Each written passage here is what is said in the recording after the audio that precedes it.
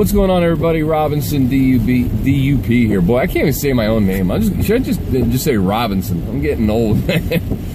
Trying to say, you know, my little on-screen personality. I can't even get it right. Anyway, actually, I was watching another channel that actually watches me.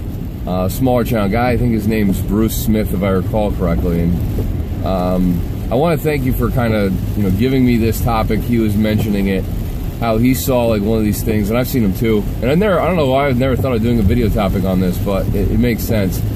This caloric comparison, I guess, where people say, oh, if you have an Oreo, it has 70 calories in it, and then you'd have to do like, you know, 400 sit-ups and 6,000 jumping jacks to burn off the said Oreo. Is it worth it type of thing? Where once again, it's like a food shaming, the clean versus bad or bad versus clean eating crap.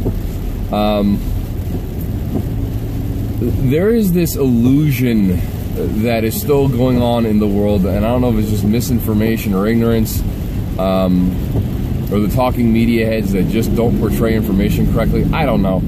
But nonetheless, so he was talking about how a friend of his was showing this, how if you have the Oreo at 70 calories and you have to do like 3 hours worth of jumping jacks to burn it off or something. And therefore you shouldn't have the Oreo because it's bad for you. That's basically what it's saying.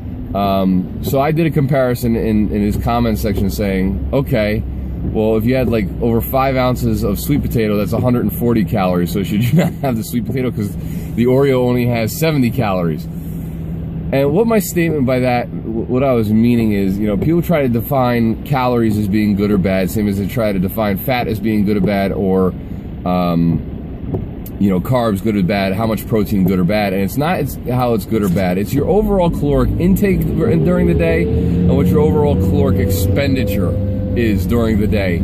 Amongst genetics and a couple other factors that come into what your body weight is, and how your body is processing what you're eating, okay?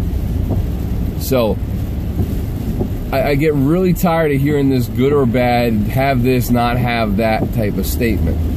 In my personal opinion, as I've stated before, and you know I am a proponent of flexible dieting, I think you should eat mostly whole foods.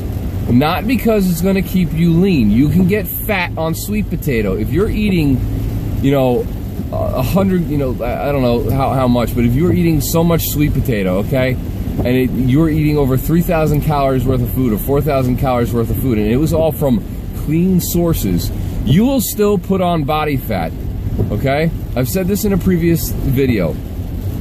Eating clean doesn't make you thin, all right?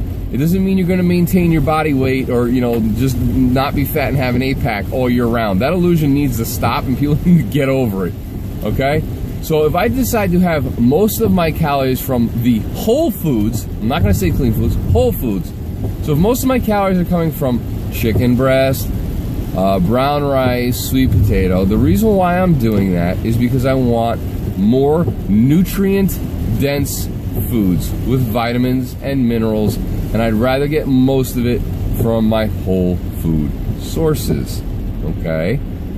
That way I don't develop any nutritional deficiencies. Not because it's going to keep me thin, not because of it's clean, because of the vitamins and minerals that are found in whole food. Okay? If I decide that I'm going to have the Oreo, or a couple of Oreos, not the box of Oreos, I fit that into my carbohydrate, fat, and protein needs for the day. It's just a much smaller percentage. Why? Because it's not as micronutrient dense as the whole food sources.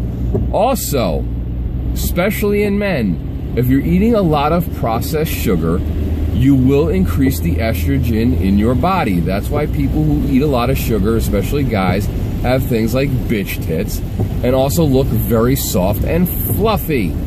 Okay? And no, that's not a shot at Nick Wright. What I'm saying is, the chemical reaction to having a ton of processed sugar in the male body is not beneficial to muscle gain. Now, can you have sugar? Yes. Once again, everything in moderation, guys. But please stop thinking about clean versus unclean, clean versus dirty. If I have an Oreo, my diet is ruined for the day, because that is not the case. It's just everything in moderation. Bruce, thank you for the topic. Thank you for bringing that up. I really do get tired of hearing that stupidity, just like you are. We're obviously tired of hearing of it. And I'll talk to you guys later.